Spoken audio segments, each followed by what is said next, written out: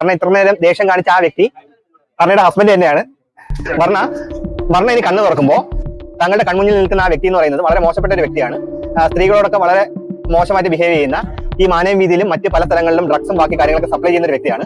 അദ്ദേഹത്തിന്റെ റാക്കറ്റിൽ പുതിയ മെമ്പേഴ്സിനെ ചേർക്കാൻ വേണ്ടിയിട്ട് മാനവ വീതിയിൽ നിന്ന് കറങ്ങുകയാണ്. ഈ വ്യക്തിയോട് ബാക്കി ആരെങ്കിലും സംസാരിക്കുന്നത് വർണ്ണയ്ക്ക് ഇഷ്ടപ്പെടത്തില്ല. വർണ്ണ അവരോടൊക്കെ പറയും ആ വ്യക്തിയോട് സംസാരിക്കരുത്.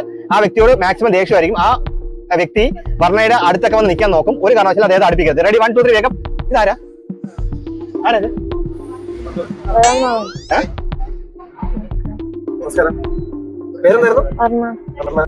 ദേഷ്യം വരും. അദ്ദേഹം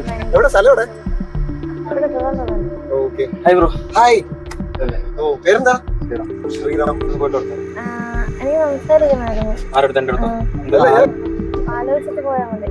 പരിചയമില്ലാത്ത ആളല്ലേ.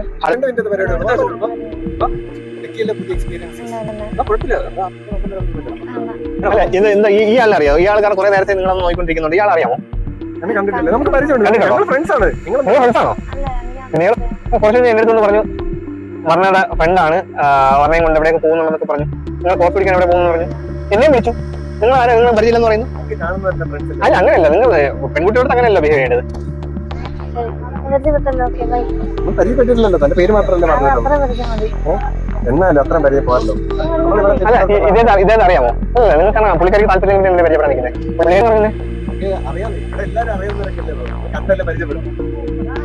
ഇയാൾ നേരത്തെ കണ്ടിട്ടുണ്ടോ? എവിടെയെങ്കിലും വെച്ച് എവിടെ കണ്ടിട്ടുണ്ടോ? ഓർക്കുന്നില്ല. എവിടെ വെച്ച് കണ്ടിട്ടുണ്ടല്ലോ. മൈൻഡിൽ ഇങ്ങനെ മോഹൻ കാണുന്നുണ്ടല്ലേ?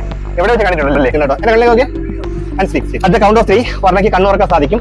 വർണ്ണയുടെ ഇടതുവശത്ത് നിൽക്കുന്ന ആ വ്യക്തി, വർണ്ണ ഇത്ര നേരം ദേഷ്യം കാണിച്ച ആ വ്യക്തി വർണ്ണയുടെ ഹസ്ബൻഡ് തന്നെയാണ്. ആ ഒരു തിരിച്ചറിവ് വർണ്ണയ്ക്ക് ഉണ്ടായിരിക്കും. വർണ്ണ വളരെ ഹാപ്പി ആയിരിക്കും.